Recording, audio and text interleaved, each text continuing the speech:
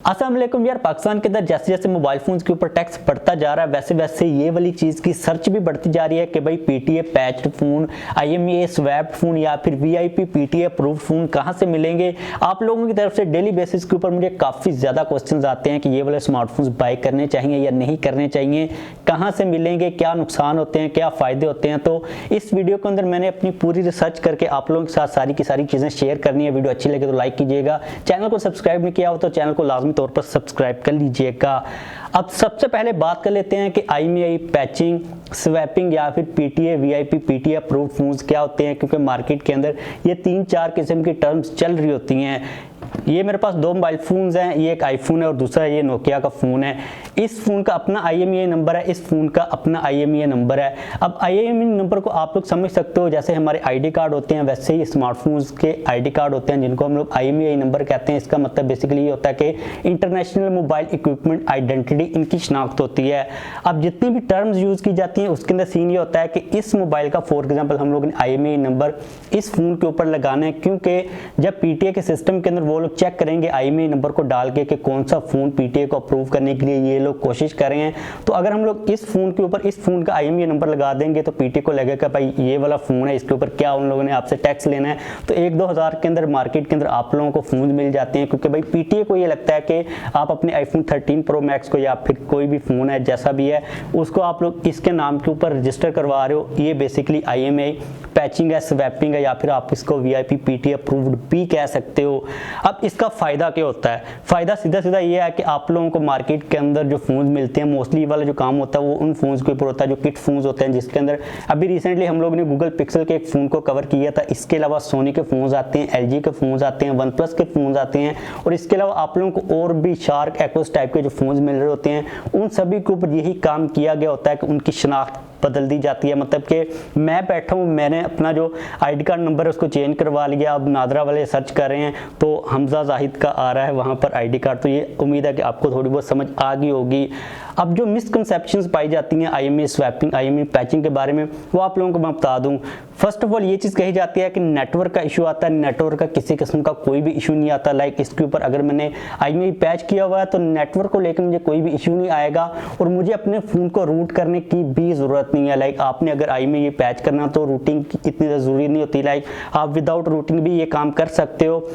ये बात मैंने मार्केट से पूछी अभी फ़ोन करके। लाइक मुझे नहीं पता कैसे पैच करते हैं, लेकिन दो मिसकंसेप्शंस पाई जाती हैं। फ़ायदा में क्या मिलता है कि हमें अच्छी प्राइस के ऊपर अच्छी स्पेसिफिकेशन मिल जाती हैं। Like high and flagship processor मिलता है, अच्छे कैमराज मिल जाते हैं, डिस्प्ले अच्छे मिल जाते हैं। 30-35 की रेंज के ऊपर एक फ्लैगशिप फ़ोन हमें मिल रहा होता है। तो इसी रीज़न की वजह से आजकल इन किस्म के स्मार्टफोन्स की सर्चेज काफ़ी ज़्यादा बढ़ती जा रही हैं। अब अगर हम लोग बात करते हैं कि मेरे पास एक आईएमईआई पैच फ़ोन है, उसके क्या नुकसान हो सकते हैं, तो पहली चीज़ काफ़ी ज़्यादा ऑब्वियस है, ये एक इलीगल चीज़ है। लाइक आप एक कानून है जिसको ब्रेक करने की कोशिश कर रहे हो, आप टैक्स को अवॉइड कर रहे हो, और इसके खिलाफ अभी रिसेंटली मैंने देखा था कि हाल रोल हो रहा है, वहाँ पर काफ़ी ज़्यादा लोगों को पकड़ा भी गया था जो कि यही काम कर रहे थे, जो कि पीटीए के आईएमईआई नंबर्स चेंज करते थे, उनको स्वैप वगैरह करते थे। तो आप सीधा सीधा जो लॉ है उसको ब्रेक कर रहे हो। ये सिंपल सी चीज़ आप लोगों को भी पता होगी।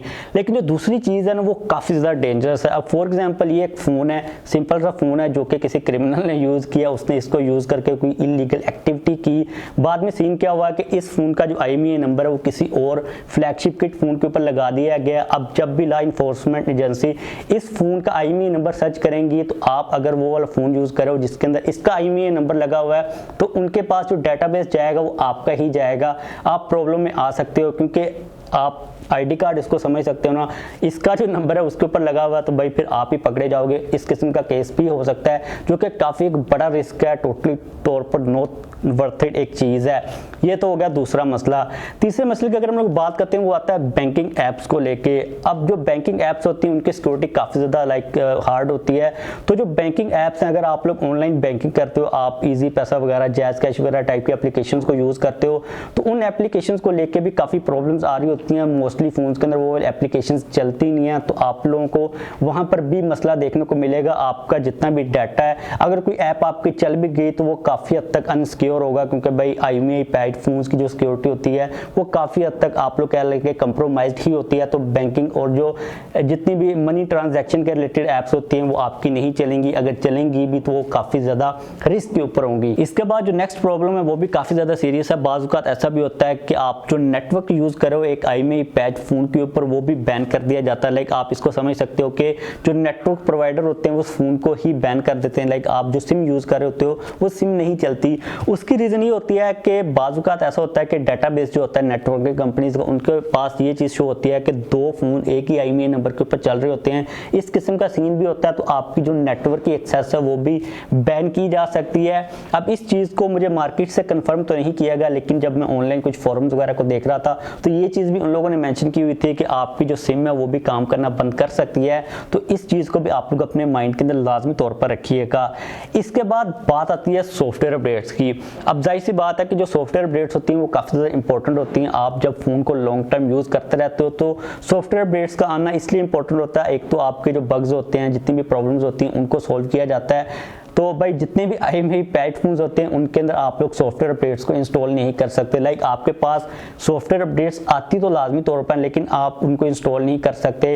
तो ये काफ़ी एक बड़ी प्रॉब्लम होती है। आपको सॉफ्टवेयर अपडेट्स नहीं मिलेंगी, आपका फ़ोन बगी हो जाएगा, उसके अंदर लाइक और मसले आ जाएंगे। तो ये वाला प्रॉब्लम आपको लाजमी तौर पर फेस करना पड़ेगा। लेकिन हम लोग यहाँ पर ये चीज़ अज्यूम कर लेते हैं कि आपको भाई कोई भी प्रॉब्लम नहीं आई, आपका फ़ोन ठीक चलता रहा। बाद में आप सोचते हो कि अब मैंने इस फ़ोन को सेल करना है और मैंने कोई नेक्स्ट फ़ोन बाय करना है, तो भाई इन फोन्स की जो रीसेल वैल्यू है वो बहुत ही ज़्यादा ख़राब है मार्केट के अंदर। अगर आप लोग इसको बेचने जाओगे तो मार्केट वाले इसको बाय करते नहीं है, क्योंकि ये वाला जो काम हो रहा होता है ना, ये इतना ज़्यादा ओपनली नहीं हो रहा होता। आपने अगर एक फ़ोन बाय कर लिया, उसके बाद जब आप उसको बेचोगे तो जो आपको प्राइस मिलेगी वो बहुत ही ज़्यादा बुरी मिलेगी। तो इन किस्म के जो स्मार्टफोन्स होते हैं उनकी जो रीसेल वैल्यू होती है वो आप ना समझें कि होती नहीं है, आपने बस वो ले लिया तो बस ले लिया। तो ये भी एक काफ़ी ज़्यादा बड़ी प्रॉब्लम है, इसको भी आप लोग अपने माइंड के अंदर लाजमी तौर पर रखिएगा। तो मेनली यही प्रॉब्लम्स आती हैं, यही होती हैं। अब अगर आप लोग इन सारी प्रॉब्लम्स को एनालाइज करते हो और मैं वीडियो को कंक्लूड करता हूं, मैं अपनी ओपिनियन देता हूं, क्या हमें ऐसे फोन्स को बाय करना चाहिए या फिर नहीं करना चाहिए, तो भाई टोटली तौर पर नॉट वर्थ इट है। आप इनको कभी भी बाय मत कीजिएगा। इसके अंदर जो लीगल चीज़ें ना वो काफ़ी ज़्यादा खतरनाक है। लाइक अगर आप लोग सॉफ्टवेयर अपडेट्स की बात करते हो वो नहीं भी आती तो इट्स ओके, आप मैनेज कर सकते हो। जहाँ तक बात है बैंकिंग एप्लीकेशन की, तो आप लोगों को कहते हो कि भाई हमने बैंकिंग एप्लीकेशन चलानी नहीं है, वो भी ओके चीज़ है। लेकिन जहाँ पर इलीगल चीज़ें आती हैं ना, वो वाला जो पॉइंट है वो काफ़ी ज़्यादा खतरनाक है। तो अगर आप लोगों को इस किस्म का कोई फ़ोन मिलता है, आप कोशिश करें कि नॉन PTA बाय कर लें, उसको ऐसे ही यूज़ कर लें गेमिंग वगैरह के लिए। और साथ में आप लोग कोई भी नॉर्मल फ़ोन बाय कर सकते हो जिसको यूज़ करके आप कॉल्स और डाटा को यूज़ कर लो। इसके अलावा एक और चीज़ ये भी होती है कि आजकल हम लोग देखते हैं कि मार्केट के अंदर, पाकिस्तानी मार्केट की भी अगर हम बात कर लेते हैं तो काफ़ी अच्छे फ़ोन्स अच्छी स्पेसिफिकेशंस के साथ लॉन्च किए जाते हैं। तो अगर आपको कोई अच्छा फ़ोन चाहिए, आप कोई भी पुराना फ़ोन बाय कर सकते हो। लाइक आपको ऐसा कोई फ़ोन मिल जाता है जो कि 60-70,000 की रेंज के अंदर लॉन्च किया गया। आजकल इस रेंज के अंदर जो फ़ोन्स आते हैं वो काफ़ी ज़्यादा अच्छी स्पेसिफिकेशंस के साथ आते हैं। आप 6 माह 1 साल के बाद उनको भी बाय करो तो वो भी काफ़ी अच्छी वैल्यू के ऊपर आपको मिल जाते हैं। तो इन किस्म के जो फ़ोन्स होते हैं वो मुझे लगता है कि ज़्यादा स्टेबल, ज़्यादा वर्थ इट है बाय करने के लिए। किट फ़ोन्स को मैं कभी भी रिकमेंड नहीं करूँगा। तो उम्मीद है कि आप लोगों के लिए ये वाली वीडियो थोड़ी बहुत हेल्पफुल साबित होगी। तो वीडियो को लाइक कर दीजिएगा। अगर आप लोगों का किसी किस्म का कोई भी क्वेश्चन हो लाजमी तौर पर पूछ लीजिएगा। चैनल को सब्सक्राइब नहीं किया हो तो जान से पहले चैनल को भी सब्सक्राइब कर लीजिएगा।